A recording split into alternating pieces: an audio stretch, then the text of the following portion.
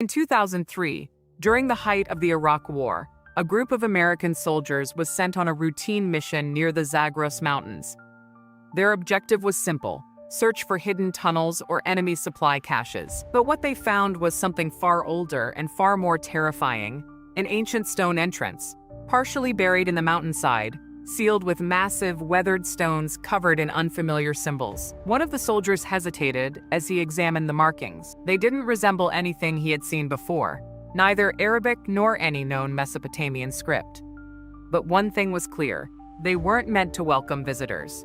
They were a warning. One soldier muttered, "This place feels cursed."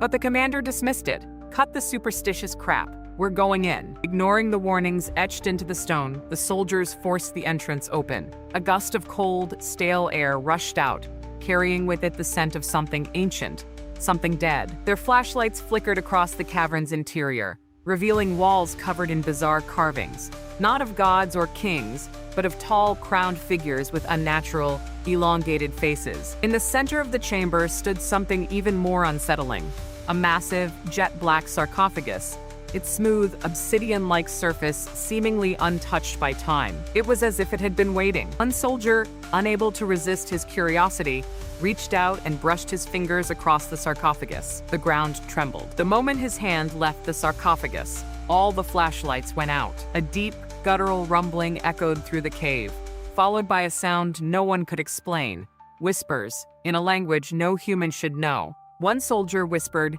"We shouldn't be here." And before anyone could react, the sarcophagus opened. Inside was nothing.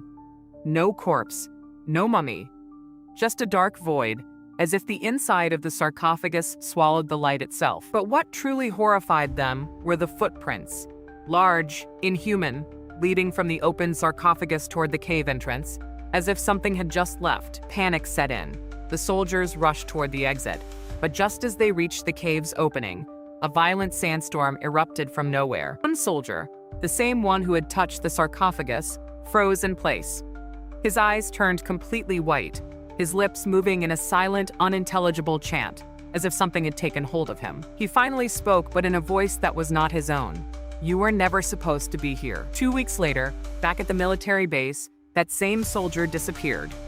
His bunk was untouched, his belongings still there, but he himself had simply vanished. There were no signs of struggle, no footprints leading away. It was as if he had never existed.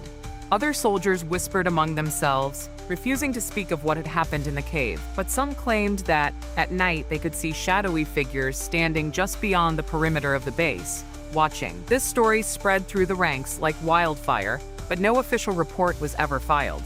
Even when archaeologists later searched the region, they found no trace of the cave, as if it had never existed at all. But those who were there still believed that something ancient had been waiting in that mountain for centuries, and now it was free. Was this just a ghost story among soldiers, or does something truly exist beneath the sands of